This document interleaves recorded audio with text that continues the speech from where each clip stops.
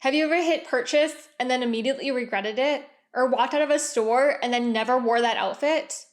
In this video, I talk about how I massively changed my shopping addiction, shopping for new clothing, and realigned my clothing budget. Stay until the end where I share questions to ask yourself to set your new clothing budget for the new year. Hi everyone, I'm Jessica, and I love talking about financial freedom after experiencing burnout early on in my pharmacist career. On this channel, we talk about passive income and simplifying to combat feelings of burnout and stress in your life. I also talk openly about my burnout journey and how we paid off massive student loan debt. Be sure to watch those videos as well. Today we're talking about clothing, and clothing is part of our survival and optional categories of the Cable method. The Cable method is how I went debt-free from over $385,000 worth of student loans. So if you've never heard about the Cable method, be sure to watch that video as well. Now, the first step in aligning our clothing budget for the year is to know what we're actually spending each year.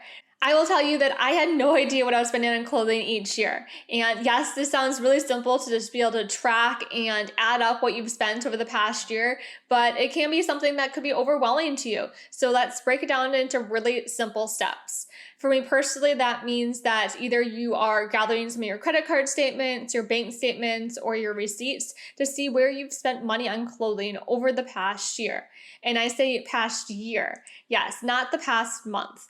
And we'll get into why a little bit later in this video. And if you've never seen my previous burnout stories, I was addicted to shopping to cope with my stress and burnout in my life. So when I was gathering this information and how much I spent during my burnout phase and then how much I spent over the previous year, I was purchasing a lot on credit cards. And yes, I purchased and then paid off all my credit cards in full. I never carried a balance, but I had spent over $5,000 on just during the burnout phase of shopping. And that was mostly about 3 months of my life back in 2015, where I spent that much money on clothing. And I needed to get a hold of that to then reset that habit. Once you've been able to document how much you spent on clothing in the past year, the second part of resetting this phase and resetting your clothing budget is to realize that we can't take it back. We can't go back in time. Time is our most valuable resource, but we can't make more time and we can't go back in time. What is done is done. And I think this is really difficult for many people when you think about, we spent that money and then we never wore the outfit, or we only wore it once. And what are we going to do with it now? And I think this is a process to really start asking yourself, what happened in the past is in the past, and I can start changing my behavior. So here are some questions you can start asking yourself while you're going through your shopping and clothing budgets and realigning them to what matters most to you. The first question is, how do you feel each morning when you go to pick out an outfit for the day? Be honest with yourself and the feelings you feel.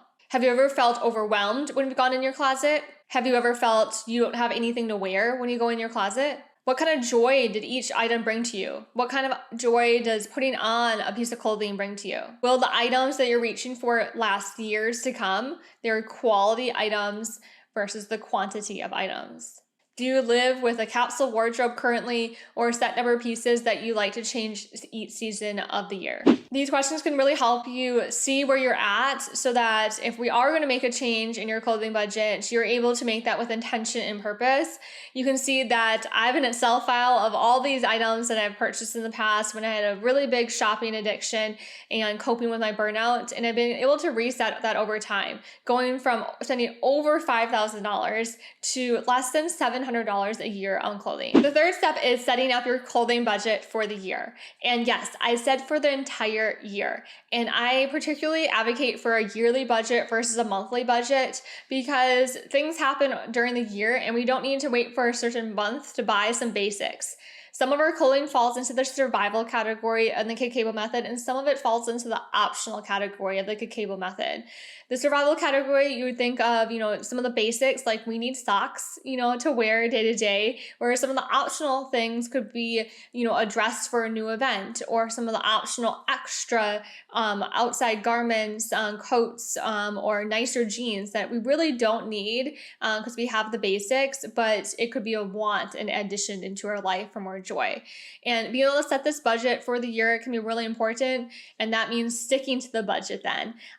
It was a really big change for me to go from spending over $5,000 in 1 year to spending basically less than $700 the next year. I actually would get under $600 sometimes. And it was because I realized that buying more clothing was not adding more joy to my life. It was just adding more physical clutter to my life. And it was actually more stressful to walk into my closet and pick out an outfit for the day because of this. And then feel really guilty about things I never wore or didn't look right on me, because that's basically money I could have spent on an experience instead of a physical item. And I really am a big advocate for experiences over physical items and physical gifts.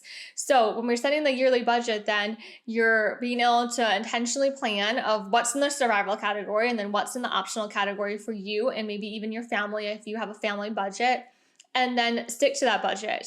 So one year when I set this budget, I actually blew my entire budget in February of that year on a brand new coat that I've been searching for over 5 years. And the coat became available in my size, and I snatched it up and I used my entire yearly budget of clothing that February. So that meant I didn't buy another piece of clothing for the rest of the year. And yes, sometimes it was challenging to stick to the budget, but I knew that at the end of the day, I got a piece that I was really interested in and was able to enjoy for years to come. It was a quality piece that was really difficult to find in my petite size, and a color that I was really interested in getting. And, I was okay with it. Yes, it would have been nice to buy a couple basics, at the end of the year, but I was able to wait to the following year to replace all the socks that had holes in them and things. The next way to switch up your budget is also to think about how you're going to either borrow, rent, or buy a secondhand clothing. And I'm a big advocate of this after going through a big transformation over the last 5 years.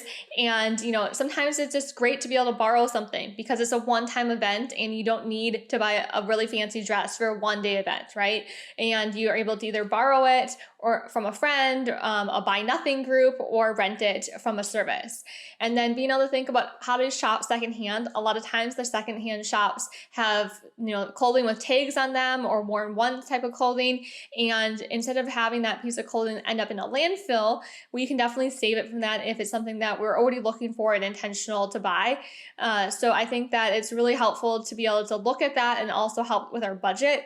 I'm a big advocate of buy nothing groups. My buy nothing group locally is hosted on Facebook, and we're able to either borrow things or gift things to each other, and then it's going to this great home where it's going to be used. The fourth way to help our yearly clothing budget is to let go of temptations and desires around shopping. And for me personally, that meant a lot of digital clutter that was getting in my way. Many of us probably have different email inboxes that we have and different text messages. And a lot of times we have signed up for email lists or text services from organizations and from companies we've bought items for in the past or signed up for a coupon code. And now we're getting these temptations bombarded with us all the time. So being able to reset that, simplify it, and unsubscribe from emails that are not serving us or not bringing us joy, unsubscribe from text messages that are not bringing us joy, so that we can really forgo any temptations we have, especially around the holiday season, around physical items and buying more clothing. We are constantly bombarded with email marketing and ads on emails and text messages and on social media, and being able to let go of some of that, either by unsubscribing and simplifying how we use our services and communication tools, can be really important to reduce the urge and the temptation to shop. It also could mean that if we're used to going into actual stores to shop for clothing, we replace that activity with something else. Maybe that meant it was a social activity for you, so maybe we need to replace it by going to a park or going to a restaurant instead. If you're not sure how to get started with this, I have a digital decluttering workshop that walks you through how to reset your email and your phone and your internet use so that you're not tempted by making these purchases. Today, we walked through 4 steps on resetting your clothing budget and clothing addiction. How are you going to set up your clothing budget for the upcoming year? I can't wait to hear more about your process in the comments below.